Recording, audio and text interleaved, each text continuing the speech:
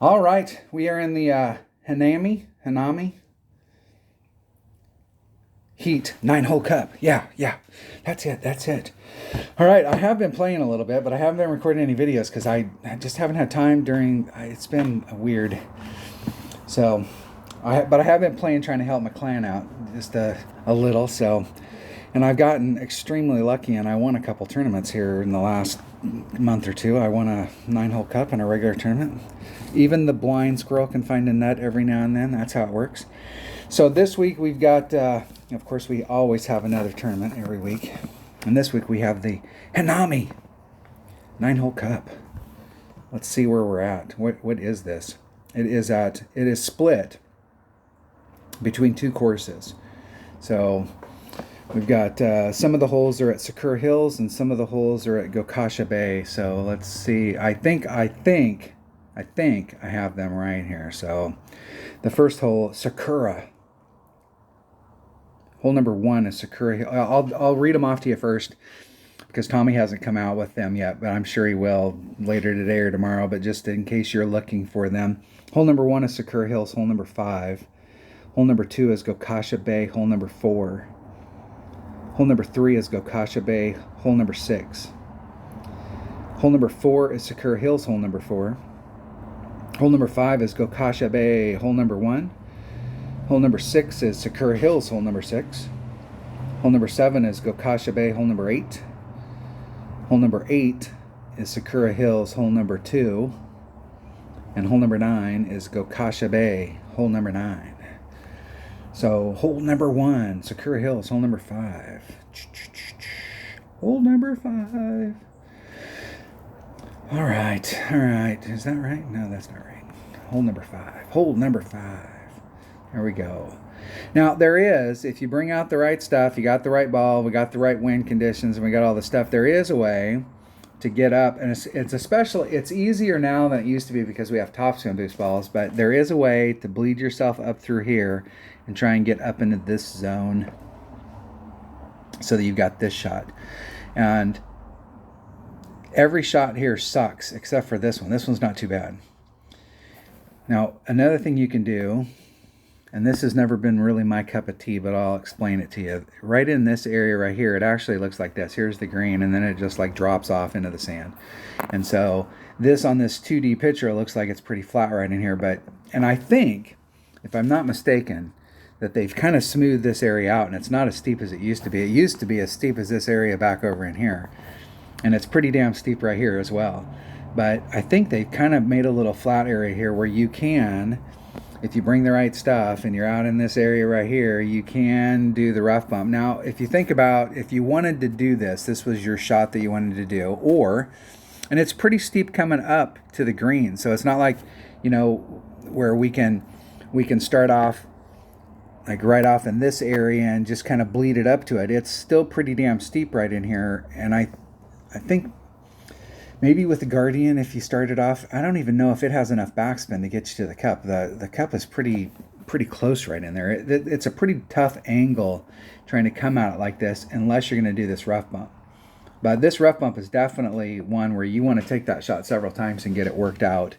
And anytime the wind was blowing like from these directions where I'd have to engage the sand, I'm not sure I'd want to do that because this sand is definitely distorting your rings. But there is a shot that you can do there. And if you're going to do that shot, really think about where you're going to put your drive.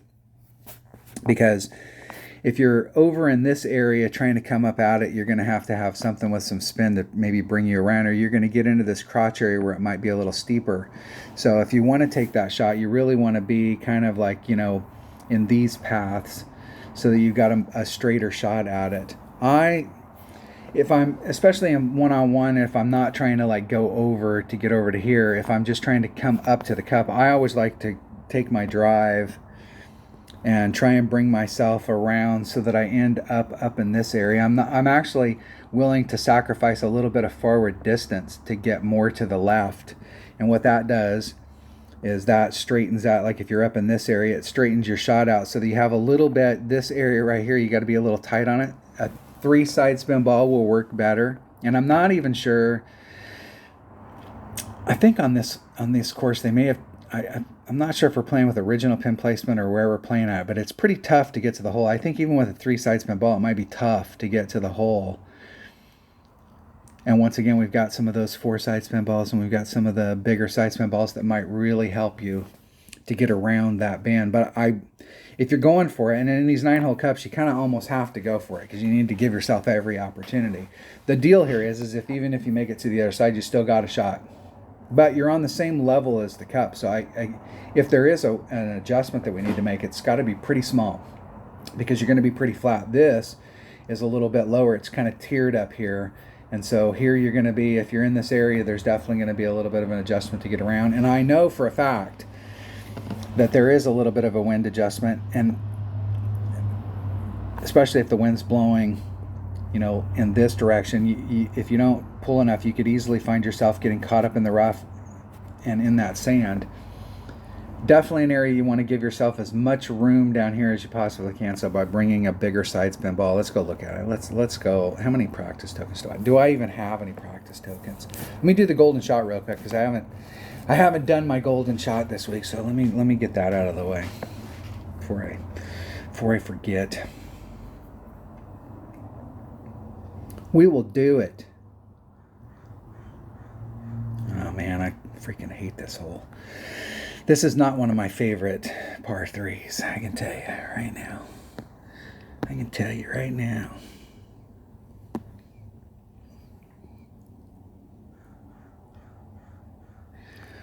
What am I doing here?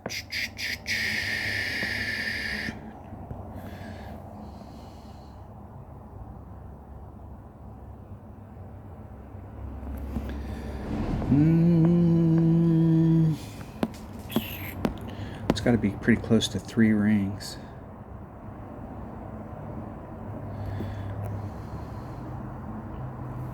Do a little less. And now it's important to hit it perfect.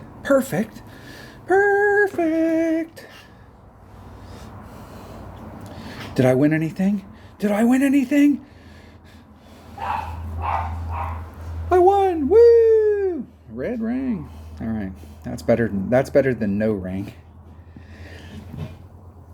I'll tell you, if you even if you don't watch Tommy's stuff, it is worth going. He will definitely go watch Tommy's stuff on the golden shot. That's definitely worth watching. Worth watching. All right, let's exit. We did win something. We were a winner chicken dinner. You never know. And I never really practiced those, and that is definitely not one. If you were one of the people that buys the extra shots, I'm not sure you can make that, but that's definitely not my favorite par 3 out there. Download Hanami.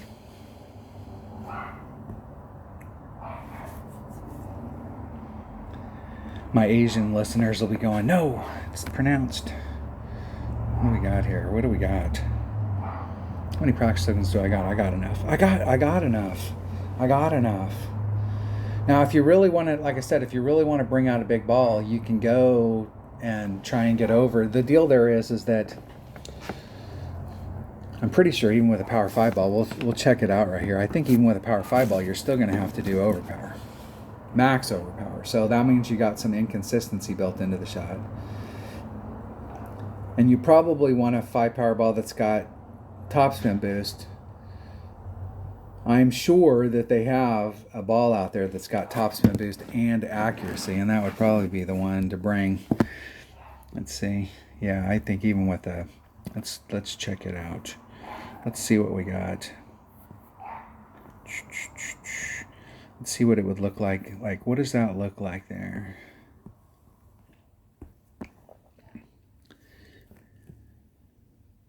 Yeah, that's what you want to do right there. So if you got a ball that's got some topspin boost, it might help. And you can see how close my second bounce is. So if you have any kind of serious headwind, that's really going to lay it back. And now if you were hitting right in there, you'd probably still bleed through. So that is the way to go if you're just looking for let's check out I think we'd really want a 3 side spin ball. So at least a 3 side spin if we're going to hit and lay it up in order to kind of get around the bend. I'll bring a katana, because I don't think I'm going to need anything more than a katana to get myself out into this area.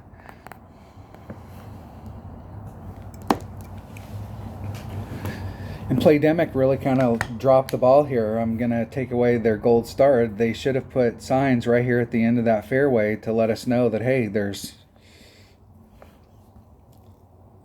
knowing that people might hit that direction.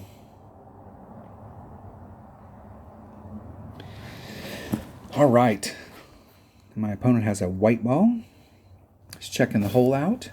They're probably wondering, what the hell are you doing, dude? This is the whole thing about it, is if you're out here and you're playing, and you see that somebody's practicing, hell, there's no crime here. You can practice too. You can. I'd allow it. I'm going to do 1 backspin. Try and get right up into that zone. So 4 divided by 1.3. If I did a straight up shot, it's 3.1. Here's 3.1.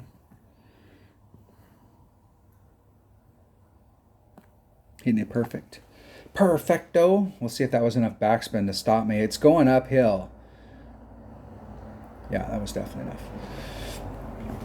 Since I hit the rough, that was definitely enough. Definitely.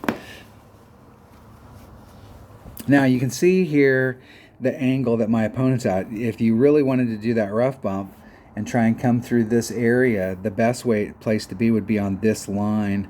So my opponent's kind of dead center up there, and like being more to the right would give you a better angle at it.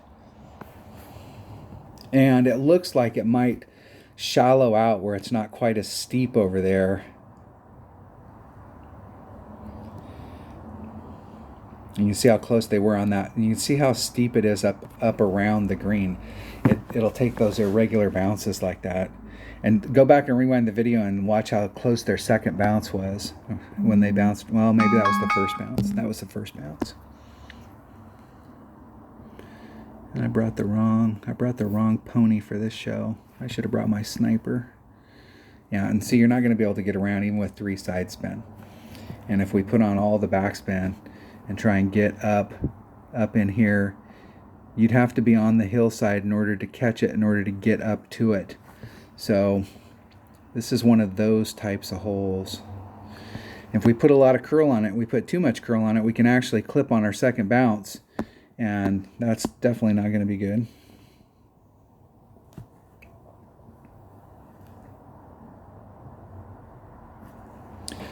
I will just hit it up there because my opponent's not going to give me another turn, but just so you can kind of see. Now I'm not on a hole like this. If you find yourself in a bad spot where you really can't make the turn to get to the hole, and you're looking at your bounces and you're like, wow, if I put a bunch of curl in order to make it around the bend, I'm taking the risk of clipping that rough and getting caught. Just hit it up on the fringe. Just hit it straight up on the fringe and take the fringe shot. This is a hole, the thing is that this is a hole that's a lot of people are going to get in trouble on this hole. And if you look at the holes that are in the tournament, just a simple par 4, this is a par 4 that's going to eat a lot of people's lunch. They're going to find themselves in a bad spot where they were trying to go through and they end up in the sand, and because of the angle, they're trying to force the issue. Because what happens a lot of times is people end up in the sand or end up in the rough, and then they'll just force the issue instead of going, hey, I'm in a really bad spot. So just hit it straight up here and just lay your ball up and then take the chip shot. If you can work yourself a little bit around the corner, but you can see when you're up in here where your second bounce is at, if you start applying curl on it and you put a bunch of curl and you swing that tip around in order to get direction towards the hole, you really take the risk of clipping this rough. And this is the type of rough that you clip and it doesn't hit the rough and then bounce forward. It hits the rough and bounces backwards and you end up in the sand. There will be, I would say that there's going to be a significant percentage of the bracket that screws up on this hole. But really, if you really want to go for it, I would go straight up and try and get up on this, because then you're looking at, instead of being out here with a sniper, you're up here with a grizzly or whatever, B-52, Goliath, whatever your long iron is. And if you picked up enough distance and got up there, then you're really in the catbird seat, because then you're opening yourself up around this corner. The problem here is that it's so damn steep around the green that you're not going to really be able to run it up. You're going to have to kind of start off on the green, or you're going to have one bounce below, and then you want your second bounce to be on the green, so you're rolling forward and you can avoid that little transition area. All right, hole number two. Hole number two is Gokasha Bay. Gokasha Bay, hole number 4. All right, hole number 4. All right, what are we doing on this hole? I'm not sure I can remember. I think we just hit it straight at it. I know that they've changed this hole quite a bit. And you can see how much moguls and how much movement they've put on the green. This green used to be pretty flat, but they've changed it up so that you used to... And actually, if I remember correctly, this hole right here is a hole that way back in the day when I first started playing, Zachary Jones did a video, and this hole was in there, and he was talking about when you put on backspin, there's a certain point when you put on backspin and the ball hits and then wants to immediately come to a stop.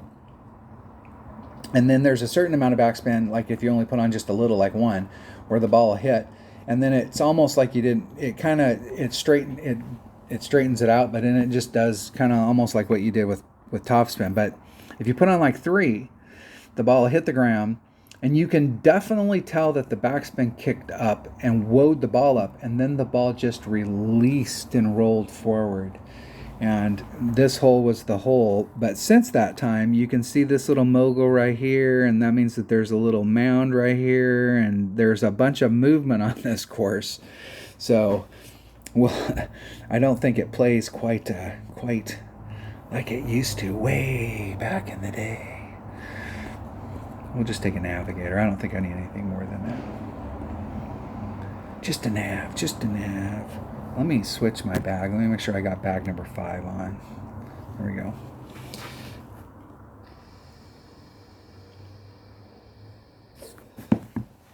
Bag number 5.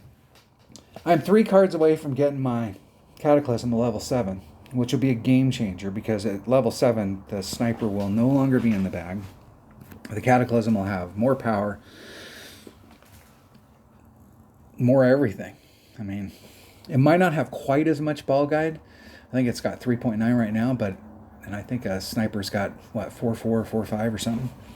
But I think it has like 4.2. It'll be, I doubt that I'll use any other wood other than the Cataclysm. And you see a lot of people, they'll come at this hole with as much backspin as my opponent has on it right there. And before, we would start off a little bit farther back and let it release. But there's a lot more movement around the cup. And so the cup is kind of on a mound now. So if you're trying to run it up there, as it's releasing and running up that hill, it can get forced off trajectory. In the past, it seems like we always did like a 10% adjustment on this. So I'm going to do a 10 just for safety. Just for safety.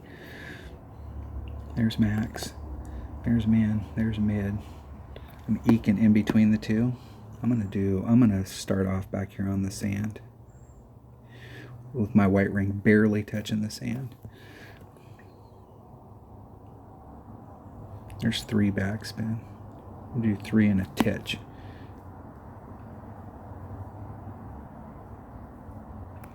Three and a titch.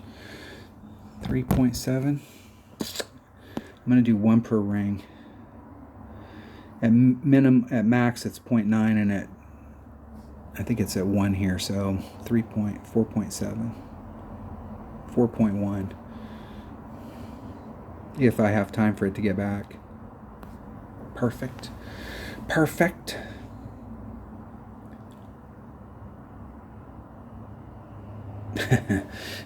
And I needed to put on just a little teeny bit more backspin. It was still bouncing through those as it came through, so that it would hit and then finally release forward instead of still being in its bounce mode. And by putting on, I was trying to set it up where I didn't have any side spin. And so I put the backspin on there, and then I moved it, and I think I had part of my white ring was in the sand. And maybe 4 backspin, and then try and 4 backspin, no side spin, and just go straight at it. Might be a way to do it. Okay, what do we have? What do we have? Hole number 3. Hole number 3 is Gokasha Bay, hole number 6. All right, this is another hole right here where we have some options. Gokasha Bay, hole number 6. So from the rookie tees, it is a different hole entirely from the pro and the expert or master's tees from over here trying to come around the band. You really want a bigger ball. From the rookie tees, we got kind of a straight up shot at it. Now, you'll have to start on one side. I don't know. Maybe if you bring out a big enough ball, you might be able to start in front of that. But I think we have to kind of start off on one side or the other and then bring it around. And so from the rookie tees, we're really going to want to start off on the right-hand side and then bring it back, as opposed to starting on the left. Well, maybe on the left-hand side, if you can get your bounces right, you can get a bounce in here and you can get the run at it. And that might be the way. There's a max overpower hook shot that you can do here too. That'll get you down there. And I think the last time we played this, I was bringing out a 5-power ball with topspin boost, and I was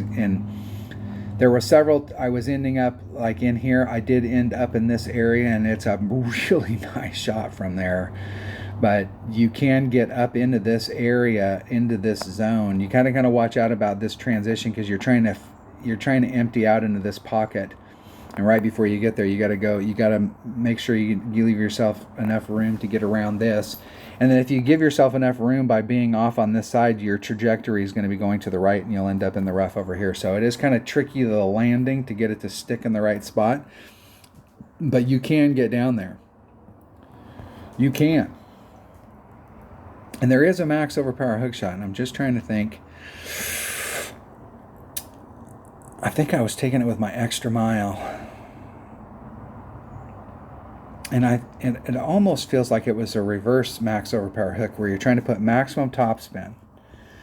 And a lot of times when we do these, then we put on maximum topspin and we put on maximum left and really try and ring it around. But I think this is one of those ones where we're putting on maximum topspin and we were putting on maximum right-hand side spin, so that when we wanted it to make the turn and get in this direction, but the second it hit the ground, we don't want it to continue off to the left. We want to bring the ball back to the right, and so the right-hand side spin side spin doesn't take effect until the ball hits the ground. So as soon as it hits the ground, the side spin takes effect and starts pulling the ball back to the right and tries to straighten that line. It's not perfect. It doesn't like completely straighten it out, and you're not going to pick up anything to the right, but it will get you more on the straight line. I'll just go out there and take this. We'll go look at it. We'll go look at it a couple times and see what our options are, kind of like what you can get. And then I know I can hit just a straight up shot. Let me make sure my bag number 1 has a sniper. I've been playing some tour. I've been playing Tour 10, and I went up to 400 trophies, and I was down to 0. And then I went up to like 300 and some odd trophies, and then I went down to 0. And then I went up to 400, and then I was down to 0. And so I have my bags. I think I have most of my bags set up for Tour 10.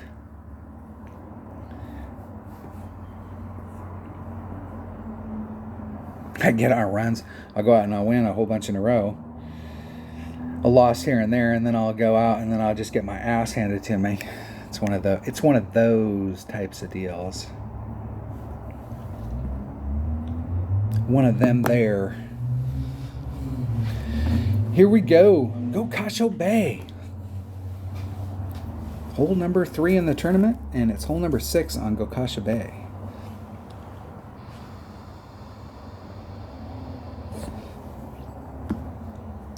If I can get an opponent. Little day. Little day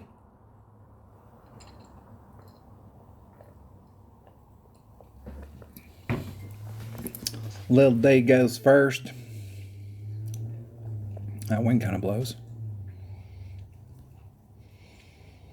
And you can see the advantage here of bringing out a topspin boost ball. It really can go. And think about the terrain here. This is all rolling downhill, and then it comes around this bend, and everything's wanting to feed off to the left, or excuse me, the right.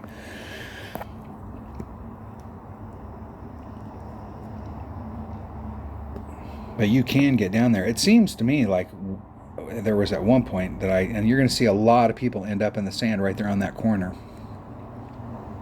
I think you can recover from there, but we don't want to. So you can see where we could get. And if I got that shot hooked up, I'm probably looking at more in like this area right here. If you had a topspin boost ball, like maybe coming out into this area right here and trying to run your topspin so that you could bleed off down through this channel and end up right in that area.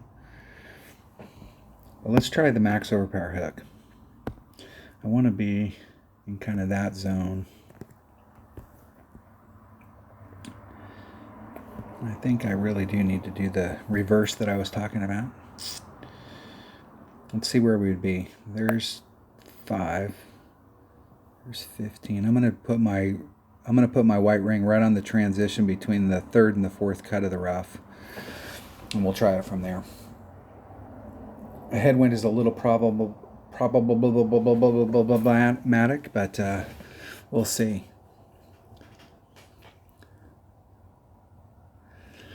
So you can easily recover if you mess up there at that distance.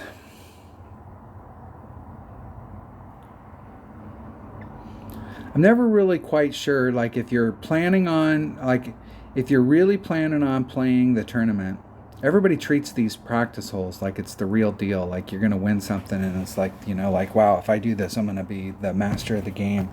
And I mean, unless you're really planning on playing the tournament with a white ball, why did you waste a practice token? Okay, there's 10. That's, yeah, that is the way. With an extra mile, it should be about a ring and a half.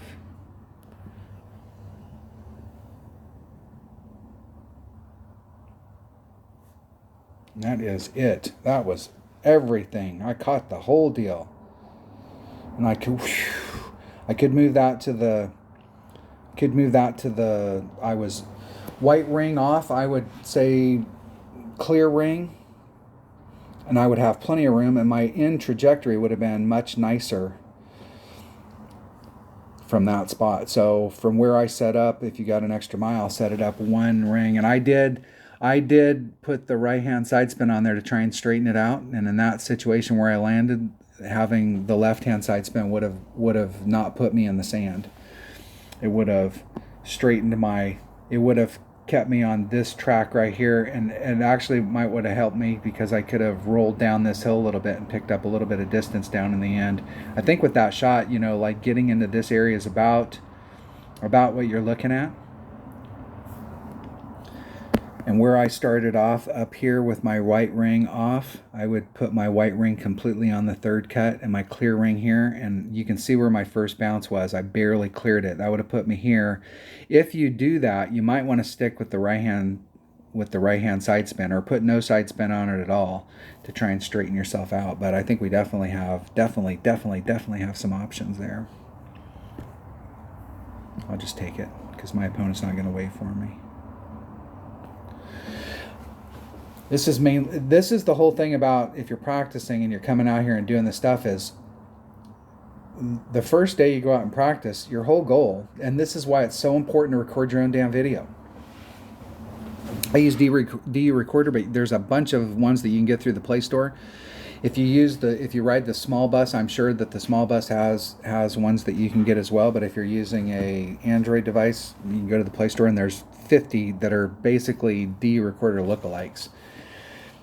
And record your own gameplay. You can watch the replays, but it's so much better when you have control over it, because you can pause it and you can freeze frame it and you can look at it. And the first goal when we go out there on a day and we're practicing is your first goal is to find out what clubs you need. Like, what club am I going to use? What ball am I going to use? Like, where am I going to put my drive? So, like, we know what our options are here. If we were going to practice that and we were really practicing it, we'd go out there again and we go, okay, hey, I'm not willing to pull out a big topspin boost ball. I'm only going to bring out a Titan or a Kingmaker, a 3-power ball. And, you know, I'm looking for an end zone up here. Well, the first thing we have to do before we worry about what kind of adjustment we need to make to the cup is we got to figure out how to get to that spot over and over and over and over and over and over again. We need to be because it's not going to do you any good if one time you're down in the perfect spot and the next time you're here and the next time you're in the sand and the next time you got caught up here and you're in all these different spots, or you're over here, which is higher up the hill than down here.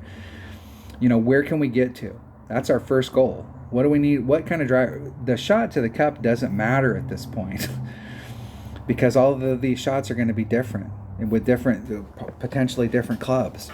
So the first thing we have to do is figure out how to get to this spot. And then once we can figure out how to get to that spot, now we can go out there and we can really start trying to take the shot to the cup.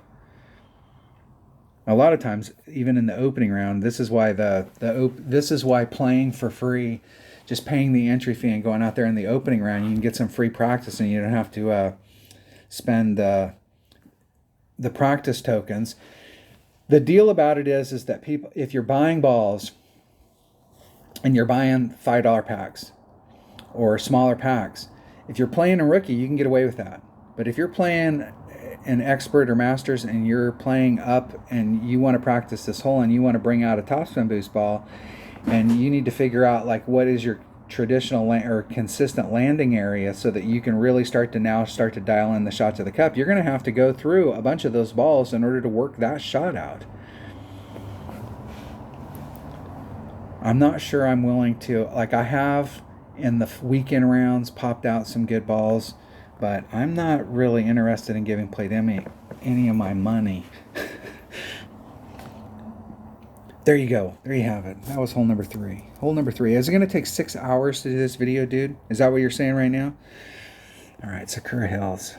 Sakura Hills. Hole number 4 is Sakura Hills. Hole number 4. All right. This used to be one of the most hole-in-oneable holes in the game, but they have put some of the little moguls around here, and it does drift off just a little bit right at the cup. I like to start off, and let me tell you, just to let you know, if you screw up on this hole, and I did this one time because I think my finger slipped or my stylus stuff. I don't use my finger. I'm a tool user, all right? I ended up over here, and you can't make the putt if you're over on this side because you can't get around the bend. Your putt, you can't make it. You need to be over in this area. I like to start off right in here, and I think I'd like to give myself 2 rings of separation. There's some of these that it's 3 rings, but I like to start off here. I've seen people try and use the island and then try and bounce it over. I'm not a fan of that. Number 1, depending on the wind and what ball you've got, you're going to find yourself in situations where you'll have to pull over the sand. And look at how damn steep the sand is there. It's going to distort your rings. You can get a pretty straight up shot here, and it's very little movement. I mean, like a half a backspin or a little bit of side spin. It's very little movement. And you can play this with a marlin. So we'll just take a marlin. We'll take a marlin. I am always a bigger fan of a marlin than a white ball because I'm so used to some side spin. Any. And it does seem like we do a 10% here. Or it's somewhere in that. There is a slight adjustment.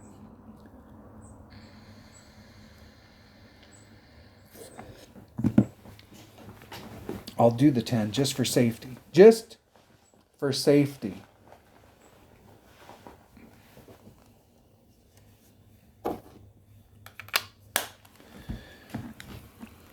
Iron heads.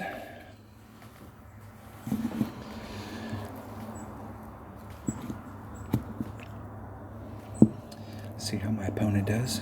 And they're going for the island.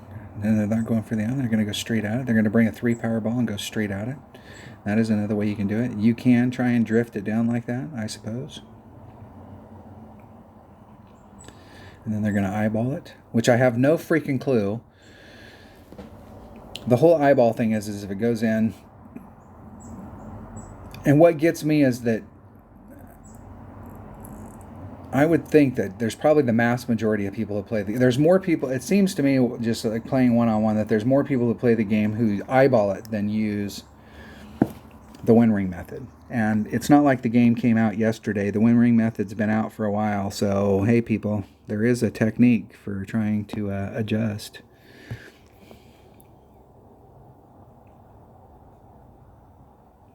What is that? A little teeny bit, a sliver of side spin. 2.7. I have no fucking clue where I'm at in my club. I'm at max. I'm going to do 0.9. Divided by 0.9 is 3.3 rings.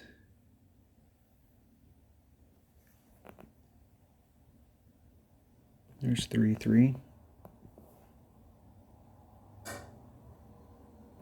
Hitting it perfect. See how close we get. Probably breeze right past it. Just a bit outside. Slight over pull. Maybe 10%. If I would have did 1 instead of 0.9, it would have been 2.97. So it would have been right at 3 as opposed to 3.3. And I think that would have actually been, I wouldn't have pulled it enough and it would have came in on the other side.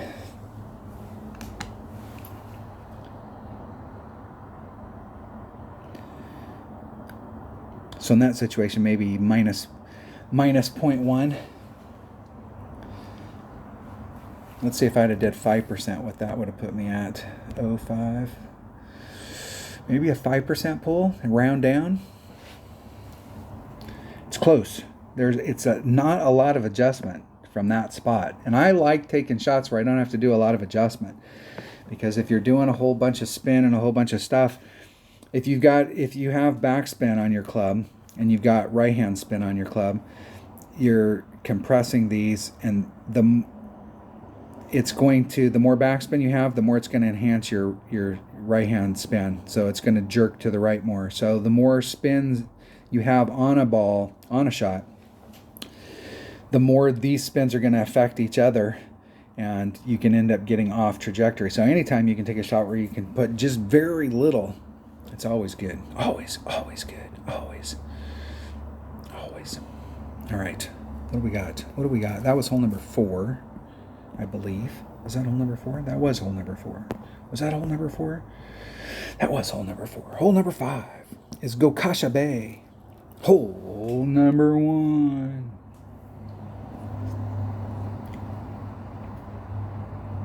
Now, in the past, I've always hit up into this area and tried to go at it. But I do think that there is, with the newer balls that we have out, we do have some options. Let's go look at this hole, because in the past I've always just kind of, you don't have to bring out anything special here. That's another one of these things, is you don't have to bring out anything special. And there is, if you bring out the right secondary club, there is a rough bump that you can do here and try and get to the cup. Let's go play it. Hole number 5 in rookie. Hole number 5. I'm not sure. It's always good if you played these holes for a long time. You've been playing for a long time, and you get, some of these new balls have changed how we can play some of these holes.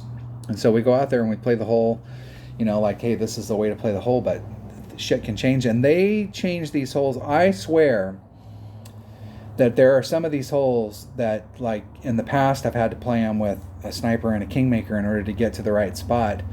And now I can get to that spot with a kingmaker at max grizzly. I'm right on the, and it seems like the hole looks exactly the same, but they've changed the deal.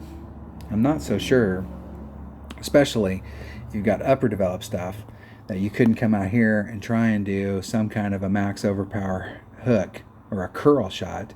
If I think about curl, I'm going to be running, I think with an APOC, I'm going to be running about like this to wonder if I give myself enough room right here, if I could curl it around where my second bounce would be on a max overpower. So like, see where my second bounce would be, and think about if I was curling it around that band. This seems like a pretty big angle to try and get around to get up in there. But we know we can just lay the shot up That's not the issue.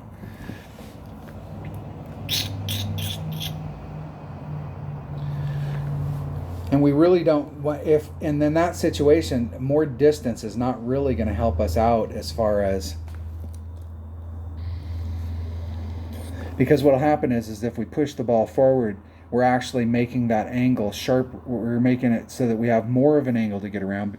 We're taking ourselves out of, that might be a good shot for a, yeah, and the deal is if you put a lot of topspin on, you can't get as much side spin. And side spin's good. I'm going to try a katana. I'm going to try a max overpower hook shot.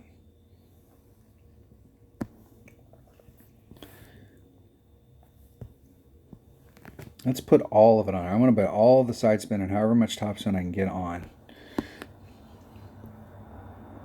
I'm going to start off in that area. So there's 5. There's 15. Puts me at that. There's 20. I'm going to go 1 ring in. Take out the wind. That should be about 3 rings. If I don't add anything on, that should be about 3 rings.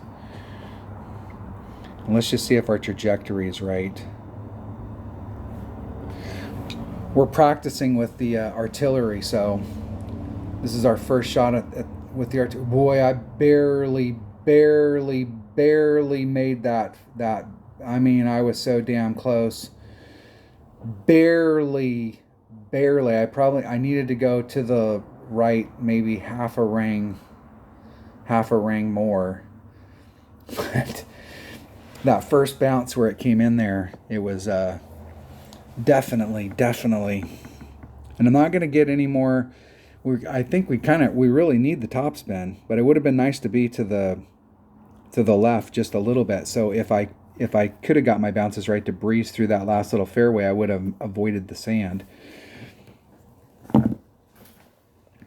And if we take it out to the, if we push it in, I'll go show you on that. If we, that will actually help.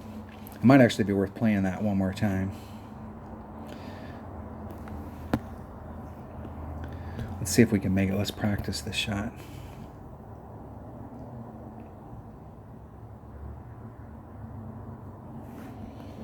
See if we can hit it perfect. Hitting it perfect. In hole! Woo! Birdie. The Beagle.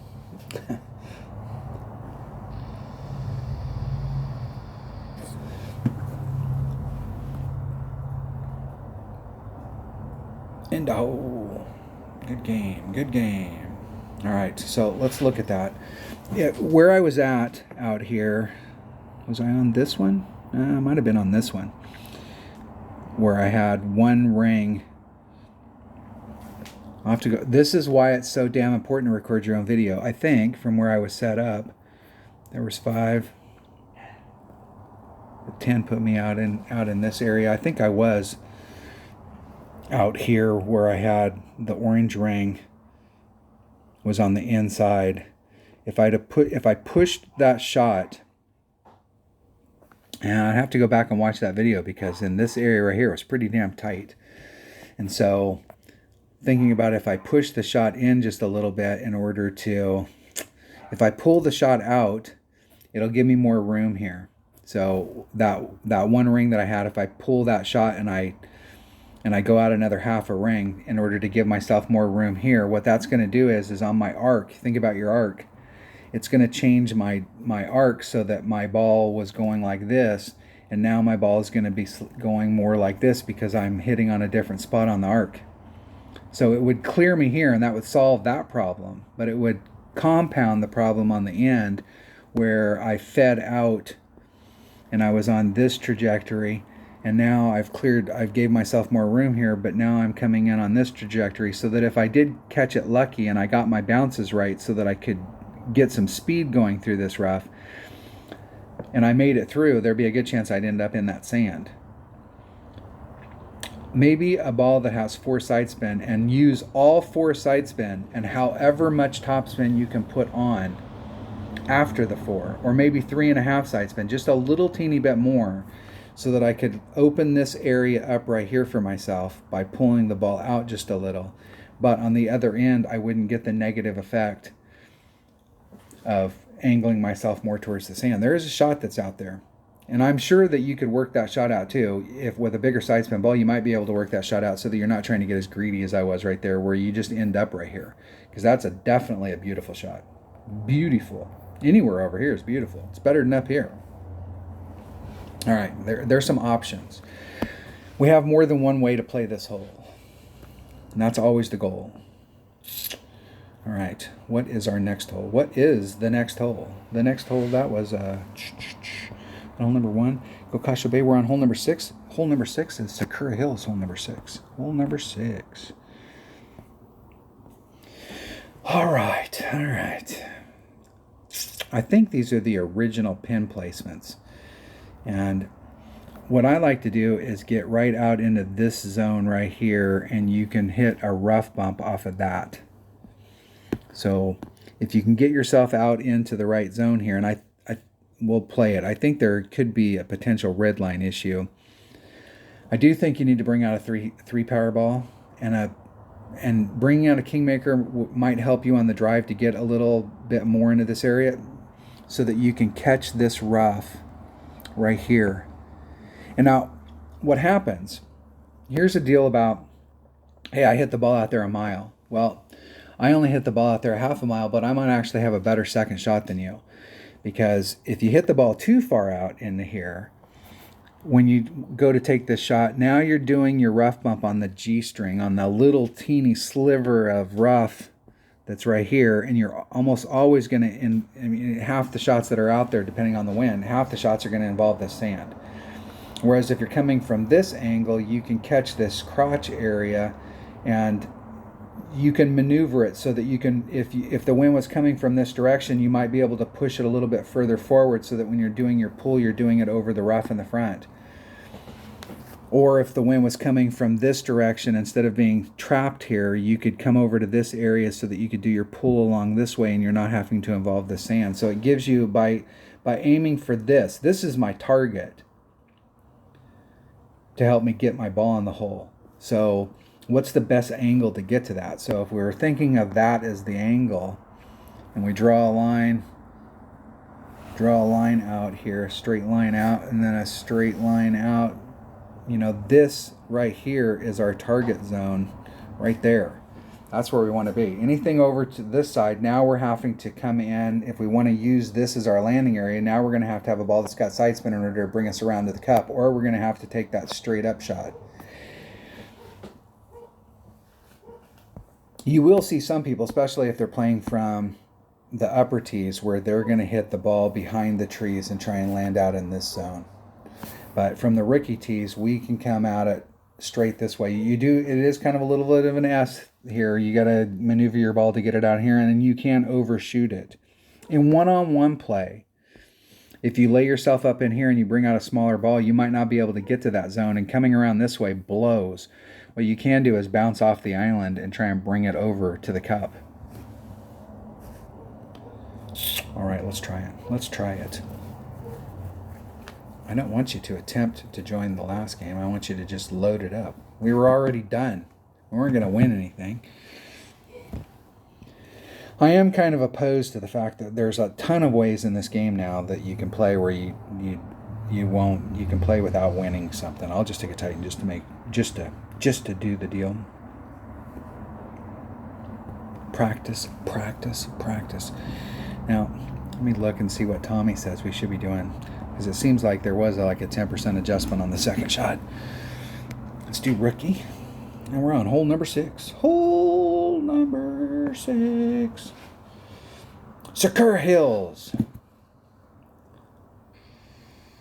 I remember when I first started playing, it wasn't very long after I started playing, I played Tour 2 to learn that, because back then everything that was in Tour 2 was in Tour 7, and everything that was in Tour 3 was in Tour 8.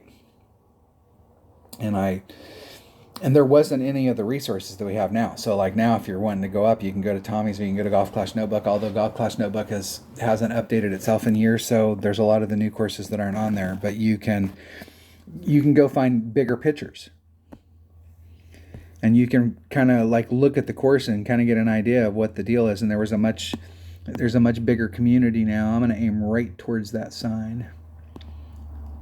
3, so it's 1.1 times 3 divided by 3.3 divided by 1.3. All these freaking threes. 2.79, 2.8 rings.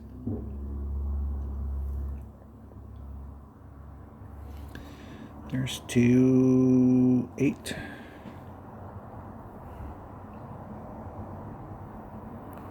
Hitting it perfect. Perfecto. See if that was enough topspin or too much topspin. Not enough topspin. Definitely want to get as close up there as you can if you're trying to take the rough bump. You don't want to end up in the rough, but you definitely want to get closer than that.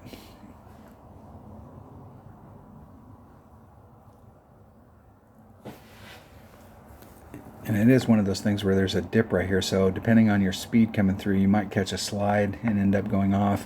But you can see that sign that's there. That sign is on trajectory for the spot that we're looking for, whereas if we're off over here to the left, now we're starting to cut that angle, and it's going to get harder and harder to do it, where you're definitely going to have a side spin ball.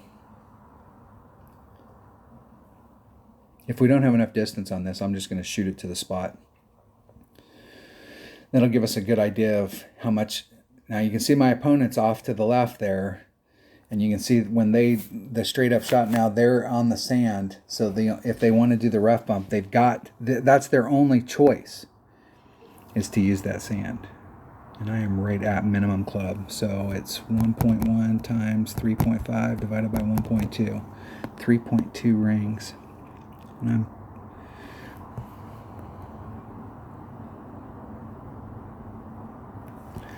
3.2 rings.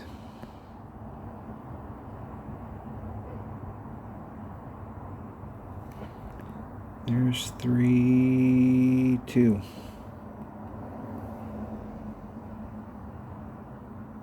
Oh!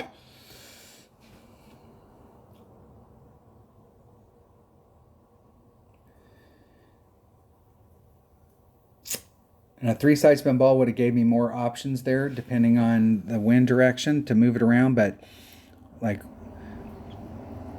my opponent, if they want to start off, if they want to try and, use these areas here.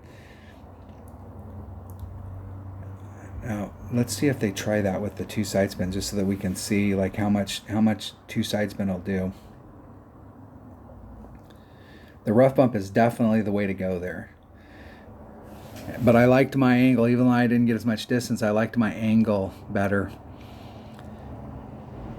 And that's going to be something where you really want to make sure you do get your distance right, because I could have took that with my Grizzly, but you could easily find yourself in between clubs. So you're really going to want to make sure that you have a super consistent landing area. So you want to work that drive out to make sure you know how much topspin to put on, so that you end up in the same spot every time, so that you're in your second shot is with the same club from the same shot at the same distance every time. Because you get into that spot one time where we've got, now I think this week it's going to be consistent winds, but if we've got a tailwind and you're right at the red line, you might not have enough room to work it out. There you go. That's the shot that I'm going to take on this. I'm going to try and set myself up in the perfect angle to do that rough bump. Hold on. All right, I'm back. That was a millisecond for you, and that was, 20 minutes for me, something like that. Wife came home, dogs were barking.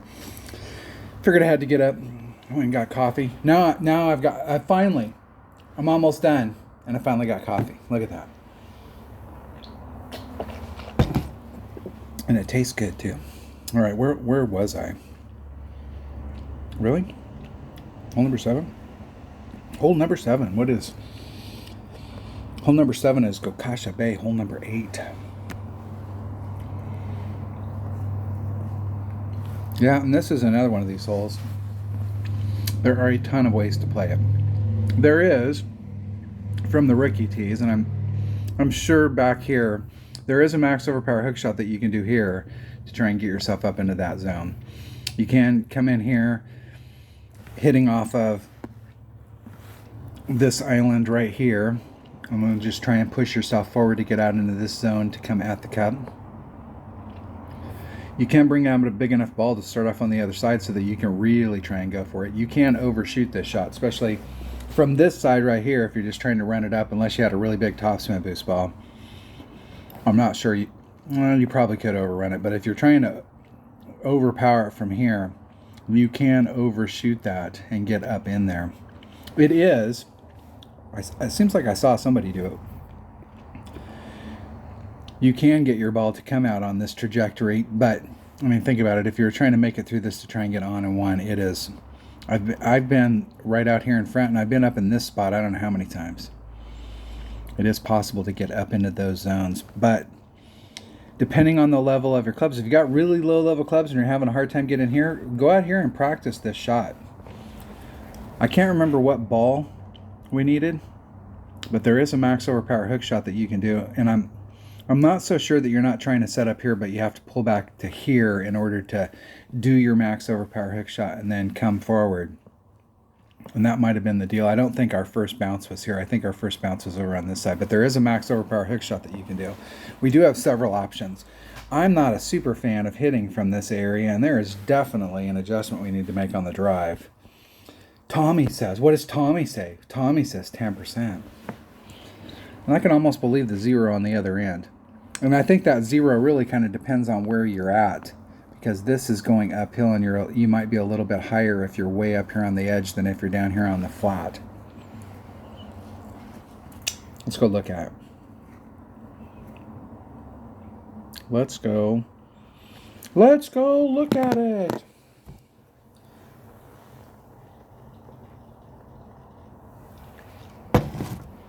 Hole number 7. Dun dun dun dun.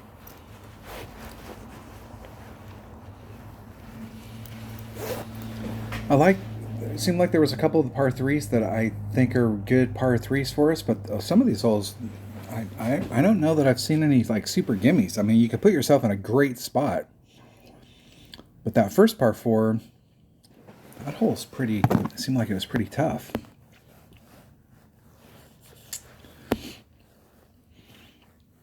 You can see that's with a 3 power ball, so it wouldn't take much or a little teeny bit of tailwind to get me over to that side. And I think if we were doing the max overpower hook shot, we're trying to get up. You want to give yourself enough room so you're up into this area right here. So you'd be coming back over. That'd be your spot. But if we're hitting off of the island,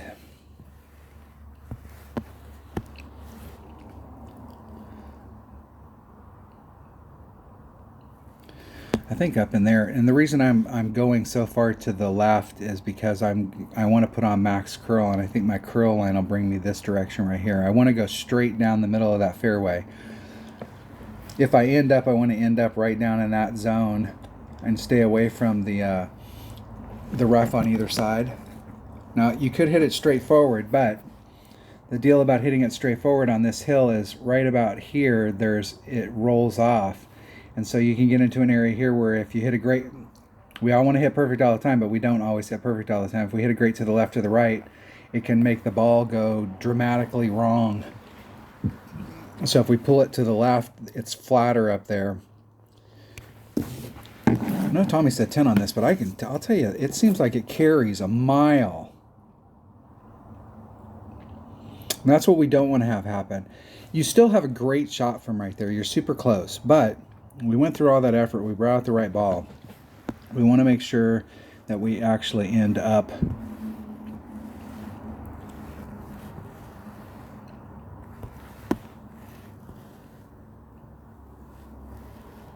I don't even think I have to do any overpower there. So it's 3.2 times 1.2 divided by 1.3. I'm going to do a 20%. So that's 295, so almost 3 rings.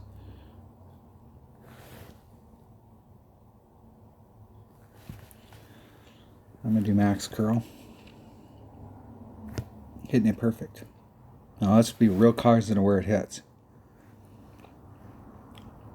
It seemed like it hit a little farther forward. Like it didn't necessarily, it just carried. And you can see I almost went over. So maybe one less than max topspin. So if you have an extra mile, a maxed out extra mile, it's got the same topspin as I've got right there with that APOC 85. So if you've got a less than maxed out top or extra mile, it'd be just whatever its maximum topspin is. If you've got a lower developed extra mile, in the hole, I'm going to take this at 0. If you have a lower extra mile, I'd check out. Well, that sucks. I didn't get to take the second shot. Damn it to hell. Go back and rewind it and watch what my opponent did. Although that's not a good spot to. That's not the spot. Hold on. Let's go back. We'll practice it one more time. Let me think.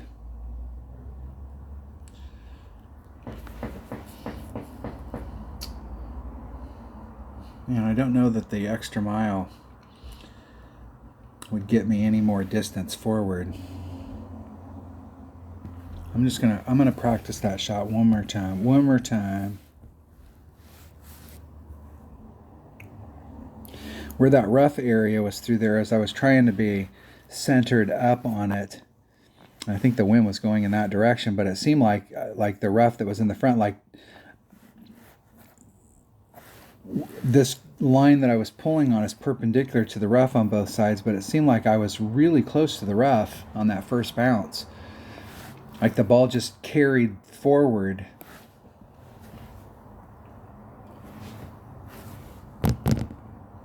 This wind's going to be, we're going to definitely know right now, because this wind is pushing us right at it.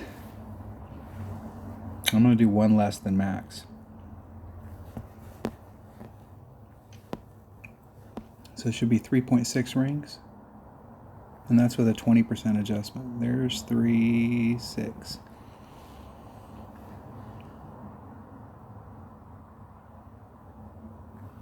Isn't it perfect? Let's watch that first bounce. Okay, that was nice.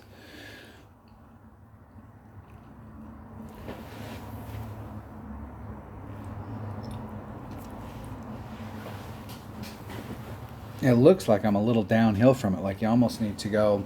And that's the thing about if you look at somebody's stuff or somebody tells you, hey, you got to do this, hey, we're doing a 10% or we're doing whatever. They're doing a 10% from where they've been landing. But where are you landing compared to them? Because maybe they're just getting out here into the flat, or they're down here in the bottom of this hole. And so, because if they hit it any farther and they're up that hill, up by the sand traps in front of the cup, it could be different. I'll just take it straight up so that we can see what a straight up shot looks like. So the only goal here is to hit it perfect, which I don't do every time, unlike a lot of you.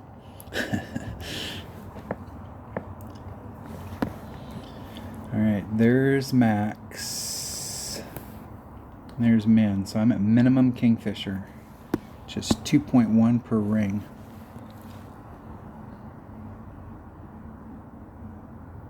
Right at it. 2.6 divided by 2.1. 1.23 rings.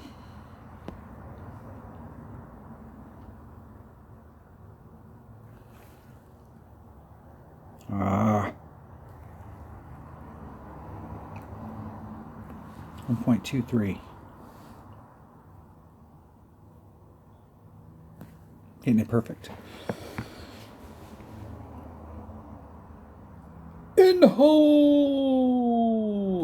All right, there you go. There you go. It was worth playing it again, just for you. Just for you.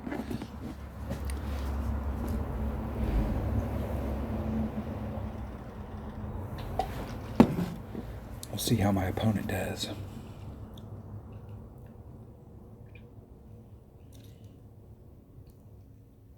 No, I don't like areas like that where the ball guide's appearing and disappearing, appearing. You move it a hair forward, and all of a sudden it's doing different stuff. It can go sideways real quick. I do like being farther back like my opponent was. I'll see a lot of people try and take that shot and they'll pinch it and try and use the backspin, which is fine in one-on-one if you're just trying to get close so that you can move along little doggy. But in tournaments where we're really trying to get in the hole, running it up's not bad. All right, that was hole 7. Hole number 8. Are we on hole number 8? We are. Hole number 8 is Sakura Hills. Hole number 2. Hole number 2. All right, this is another one of those holes that used to be extremely hole-in-oneable, hitting it from down in this area and just running it up. I'm not sure. I mean, you can move your ball anywhere in this arc and try and spin it around and do the deal, but just this is another one of those holes that you have a shot going straight at it. But they've changed this green. This green used to be really flat, and I think it's more bowly in here, and I think there are a little bit more mogul stuff than there used to be, so let's go check it out. I don't think we need anything big. I think just a marlin will cut it. We'll cut the mustard.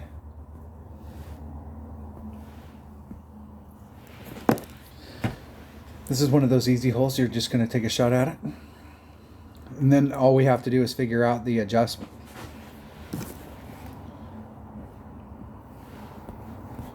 What's our base? Tommy says 20.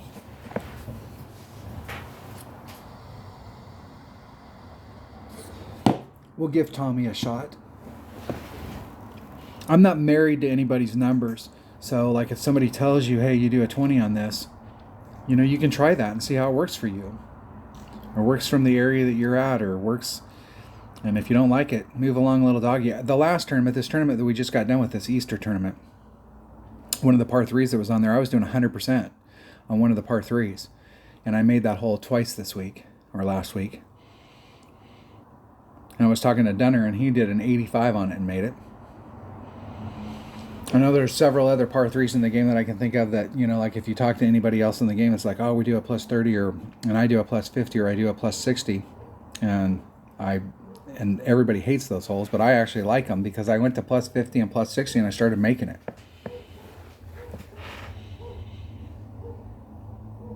If I can find a freaking opponent, give me a replay. Come on. Just never let us go out there and play by ourselves. I would love it. No, I would love it if the people that play Demic would let us go out and play by ourselves. Because I could spend 50 hours on one hole. You could take that second shot and you go, man, that was off a little. So you putt it off the green and then you hit it back to where you were at. And then you take the second shot again, and then you're just a little off, and then you put it off the green and you hit it back. It always amazes me. I was talking earlier in the video about the mass. I believe that the mass majority, at least over 50% of the people who play the game, do not use the win ring method. But the people who bitch about, hey, I haven't won a tournament and you need to make it easier and you need to do this and you need to change that so we have a better shot and you need to give us a power 64 ball and you need to do all this stuff. Those are the people that haven't put in the effort to actually learn how to use the win ring method or get a win ring app. And because they're the majority of the people, they're going to do shit. Now, they're always doing stuff for the whales, the people at the top. They're always going to do things to try and enhance their game, and they could give two craps about people who play lower or don't buy a lot of stuff from them. But all those people that don't do that stuff and then are like, because I've seen over the years where they've made the game much easier. There was some, hey, they always need to have some holes in the game that are like, man, if you leave that par 3 and you didn't get a hole in one, you should be depressed. If you leave that par 4 and you didn't get an eagle, you just dropped a shot. Man, it doesn't seem like 20%. And it feels like it's a 10. But I'm going to do a 15%. I'm going to take the shot straight up and let's see where the hell we're at. Let's see if we're even off. Let's not follow anybody's shot. Now that does look like it's more from there. It does look like it's at least a 10%. I'll do a 15 because we got a headwind. And we'll see where we're at. See how my opponent put all that backspin on there to try and get it up. This is definitely one of those holes. This is an old hole, and these are holes. I want to just run it up and let it drop into the cup. And there's min or max. There's mid. So I'm at mid grizzly. I'm gonna do one solid backspin.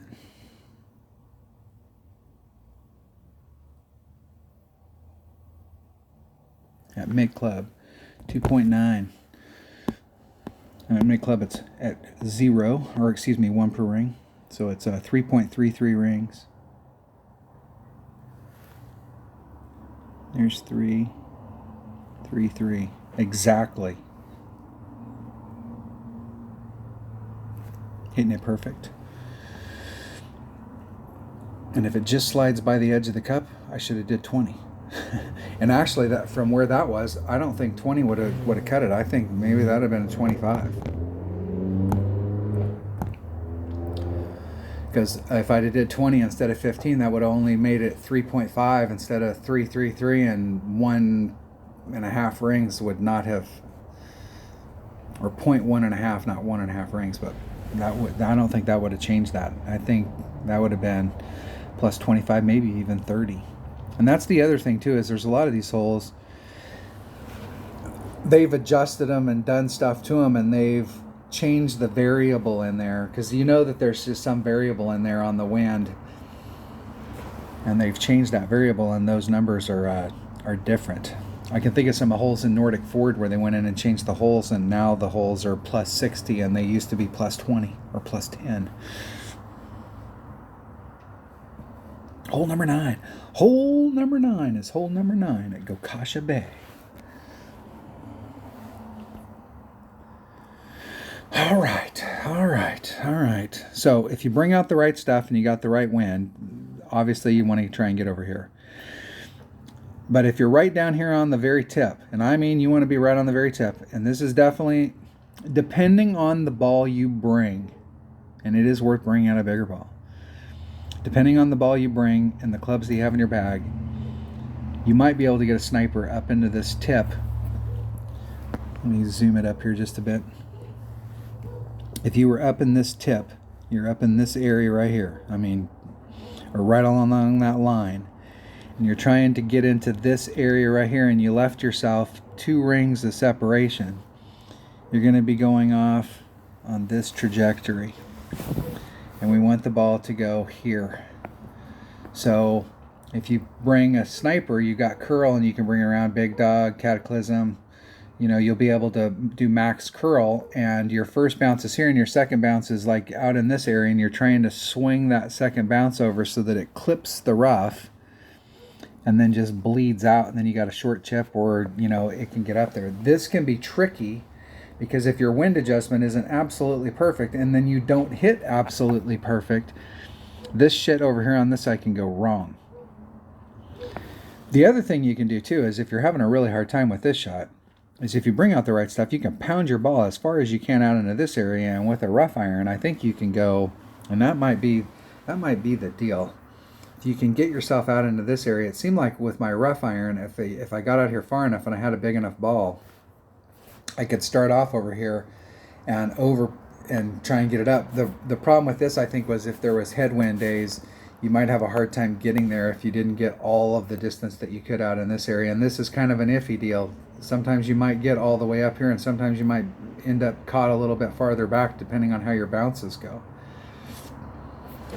And if I'm not mistaken, I think there was a whole tournament that I played where my shot was, I wasn't trying to get over here, because what I found was when I was trying to get over there, I was separating myself out, and I might end up over here in the rough, and the distance lost, this extra distance that I was gaining took me out of, and my rough iron didn't have enough topspin to get me from here over to the other side.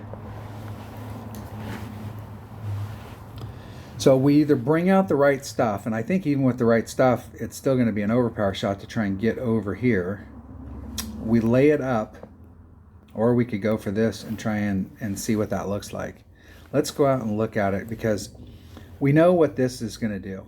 We know if we're here, we're going to have to hit into this spot right here, and we're going to have to swing it around. We're going to have to use curl. We're going to have to pay attention to the arc, and we're going to look for our second bounce and think in our mind's eye when you're putting your topspin on. You've got to get enough topspin to get your ball over to the other side, but you got to think about when you're looking at the arc here and you put curl on it, are you still going to hit the rough here, or is that bounce now going to hit in the fairway? Because if it hits in the fairway, you put all that topspin on to get over the creek.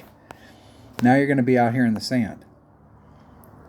But if you don't put enough topspin on it, you'll end up catching the sand, and you'll end up fat, and you'll end up caught in the rough right here. And I definitely like to do shots like this where I'm doing max curl. So like I'm leaving myself 3 rings so that I'm really coming through there. Where I really would like to come through it is like right in this area, so that you're getting your trajectory right, so that you're hitting this rough and then bleeding out. It's a little bit fatter here, and but you put that sand into play. This is going to be a difficult hole for a lot of people, but I really do think you should try it with your clubs, and you may have to bring out a bigger ball. If you're being inconsistent over here and you're not making it, and you're finding yourself in the rough in these areas, taking that same ball and just hitting yourself as far as you can possibly hit yourself out here, and see if you can make that shot with a 5-power ball, because I think you can. Because if this is wood going here, and that's it, you know, like with a sniper it's 172, and what is it, 185 or something with the Cataclysm. If you've got a Nirvana, it hits 135. So this extra distance right here, now you've brought yourself into range. And the whole goal here is to get your eagle and move the hell along, because this is definitely going to be a hole that a lot of people aren't going to get eagle on. Let's go look at it. Now, this is a hole where it would be nice to be practicing with a buddy. Or if you, I'm just blown away by the fact that nobody treats practice like practice in this game. Everybody comes out here and they act like they're going to win the world, and they come out with a piece of shit ball. And if you want to go look at the hole, you can do exactly what I'm doing right there at Tommy's site. You can go look at the hole. You want to go play the hole with why wouldn't you at least spend the time? If you time out, what's the big deal? It's practice. Go practice. This is not the same hole. This is not the right hole. See, I went through all that shit and I didn't even find the right hole. Now, there are several things that we can do on this hole. I'm going to just take the shot here. Actually, the deal is taking the shot and putting it right up here, and there's a rough bump that you can do that is a beautiful rough bump. And it definitely carries into that hole. And you really need the right ball. And I believe you can find yourself in a situation where you brought too much ball. So a Kingmaker might not be the best choice here. 2-7. I'm going to do 2 rings. That's 2-6. And a titch.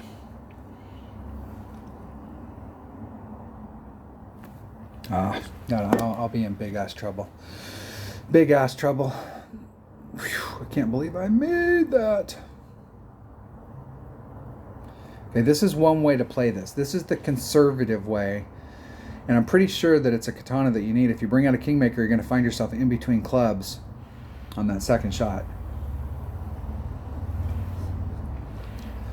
If I remember correctly, Dunner plays this where he doesn't even try and pick up that extra distance. He wants to do a rough bump on his second bounce. He wants to get 1 bounce, 2 bounce, and bleed out so that he ends up here, and he gives himself a little bit more distance for that second shot, and it straightens that angle out.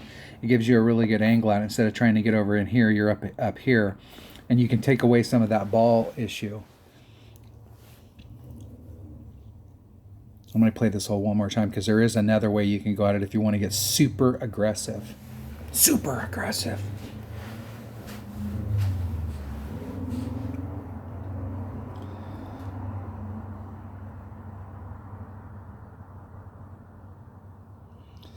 So I played it one way, my opponent played it another. There's 2 different ways to get to the same area. I'm going to take the shot straight up. It does seem like we need to do like a 10. Here's Grizzly, yep, and you can see I'm right at the red line even with a katana. And I'm not going to do the 10, I'm going to do just a straight up shot. I'm at minimum club, it's 2.7 divided by 1.2. 2 1/4 rings.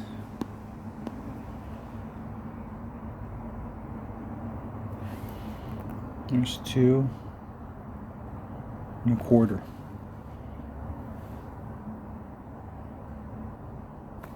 Isn't it perfect? We'll get a good read on that. Almost in the hole. Okay, there's one way. It's difficult on this hole, if you're not doing that rough bump, to try and stick it onto the green because the cup is so close to the front of the green, even with a Guardian. Now, I'm not sure. There used to be, I think the backboard used to be a little bit better than it is right now, but there's still a backboard on this. You can see that shadow right there. So if you do try and catch it up there, it will kind of bring it back down to the cup. I don't think that backboard is as bad as it used to. It used to be quite a backboard there. Let's see what my opponent does.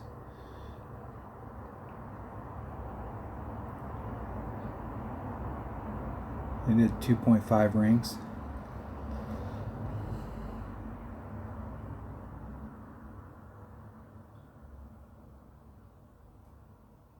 And 2 rings straight to the left is not going to help them. And now they're potentially behind the sign. No, they got a clear shot. Gotta love Playdemic for putting all those signs up. I had totally forgot what game I was playing until I saw those golf clash signs. I would have never known.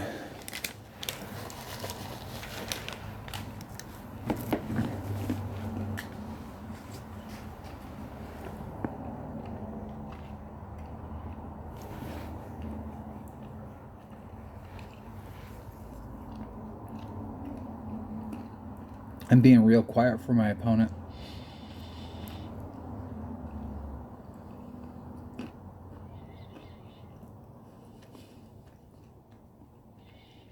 Now, if they hit that perfect, it should come in on the right-hand side and around the edge of the cup.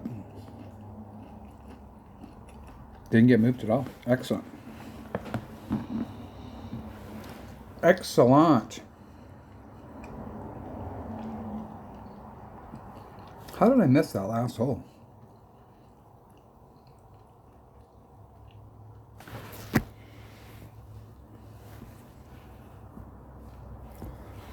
Let me go look at that. How did I get that wrong? I've been wrong the whole freaking video. There we go. Well, I guess it is.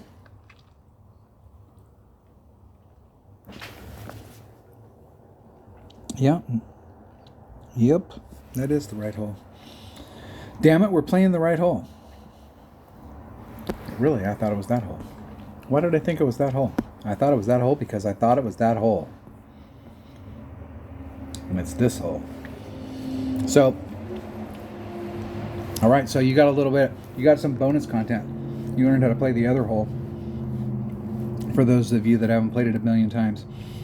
So, I took a katana and got pretty good distance out here, and you can see I was right at my red line. So maybe a quasar. That way I can bring my red line back. And if I short shot it, instead of being right at minimum club, I'd still have plenty of sniper in front of me.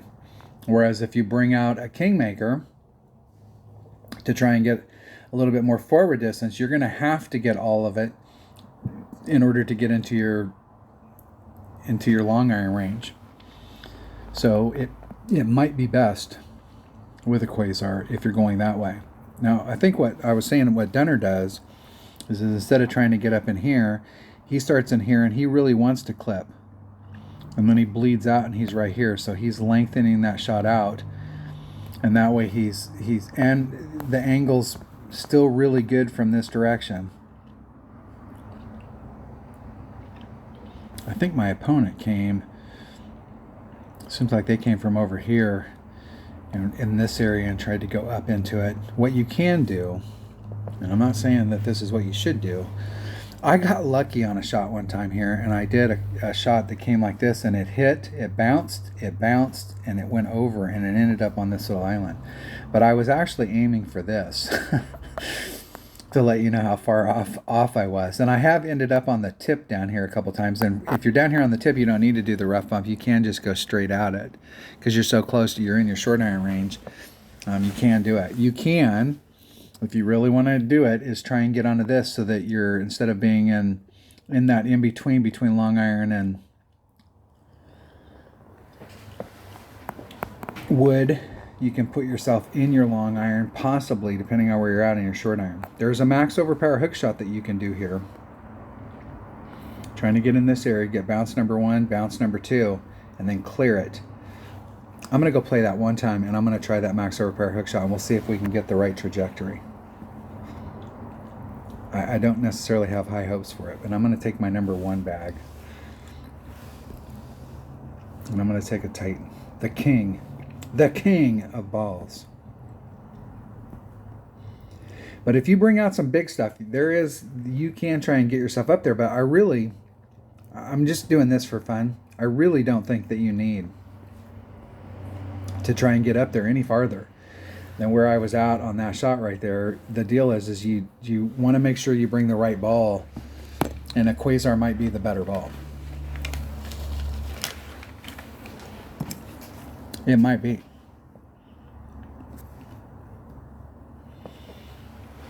If'n I can get an opponent.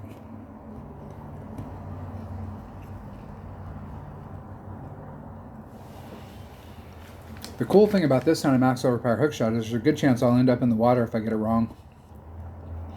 And I'll get to do it again.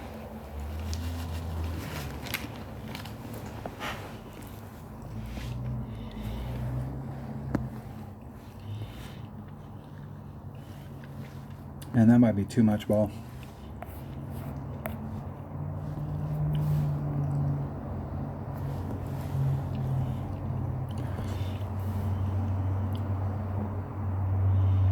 Okay, so there's 5. There's 10. There's 15. See that tree? This tree that's out here? I'm going to do 2 rings in on that tree. Should be a ring and a half.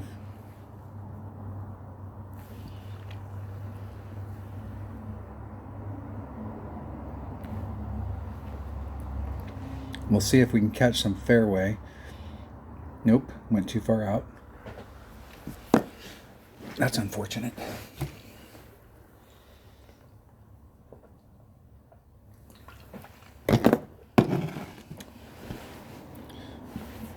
What I didn't like about that is where my first bounce was.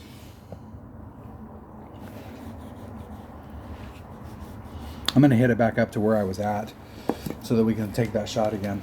But this time I'm going to end up being in a... What I'll do is I'll hit it to where Dunner would normally hit. And I think Dunner uses a Kingmaker.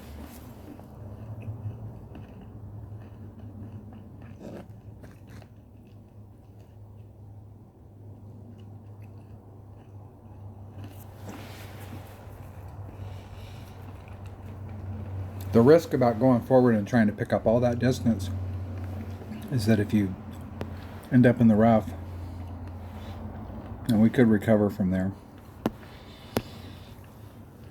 But I'm going to hit it right here in the middle. I'm going to toss it out there. Try not to advance my position. Perfecto.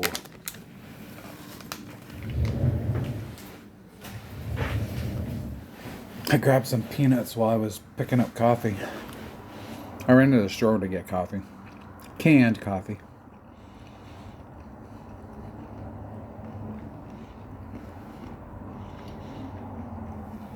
The Monster Loca Mocha. The other ones are too sweet.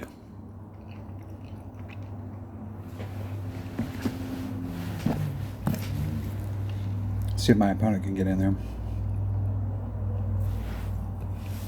Hopefully they miss.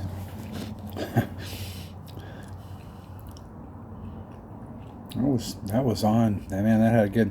You can see it was trying to break a little bit to the right, but I think if they'd had enough speed to get to the cup, it would have stayed on the right trajectory.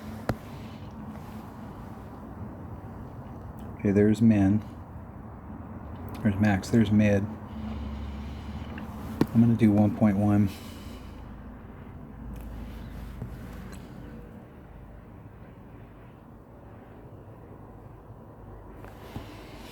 Three divided by 1.1. 2.72 rings.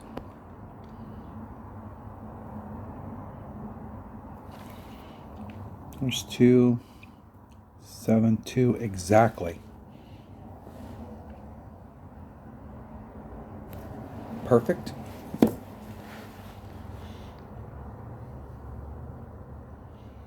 Just a bit outside.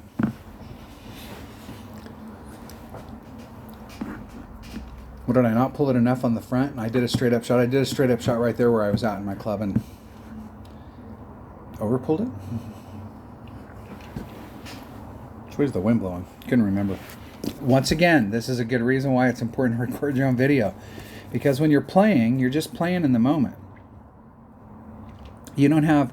We have 30 seconds and you can get a lot of shit done in 30 seconds. But you're not paying attention to all the... Especially with spins and stuff, you know. You're going out there and you're trying to set it up and you're doing the thing. And if you're really, really practicing where you're like, okay, what was my spin? I got the shot set up, and then stop and then go back and, okay, what was my spin? I'm not going to worry about timing out. What was my spin? But there's so many times when we're out playing, it's like, what did I just do? And you can go back and watch the replay, but that's not nearly as good as having your own video that you can stop and fast forward and freeze frame and do all that good stuff. All right, there you go. That was a walkthrough for the Hanami Heat 9-hole cup. Enjoy. Have a great week. Hopefully everybody stays safe. I will see you on the next one. I'm going to try and do... I'm really not... I'm having a hard time. I really don't want to put out the effort. I don't think Playdemic is worth my effort to practice and take notes and do all the stuff that it takes to be consistent in the tournaments. But I do love doing these walkthroughs. So if you really want me to do the walkthroughs, just let me know in the comments. Hey, do the walkthroughs and don't worry about stuff. I feel guilty sometimes because I'm not playing the tournament stuff, but I really do enjoy doing these walkthroughs because I think a lot of times people look at these holes and you might be getting information from other YouTubers that, you know, like, this is the only way to play it. And the deal is that there's a shit ton of different ways to play these holes. And you need to play them to whatever you feel comfortable with and whatever clubs you have. And hell, and it doesn't matter what clubs I have. If I had the same clubs as you, I'd still have different clubs than you because we all have different stuff. So you have to figure it out for yourself. The main thing is that there's more than one way to skin these cats. All right. Thanks for watching. I will see you on the next one. Have a great week. Stay safe. And I will see you then.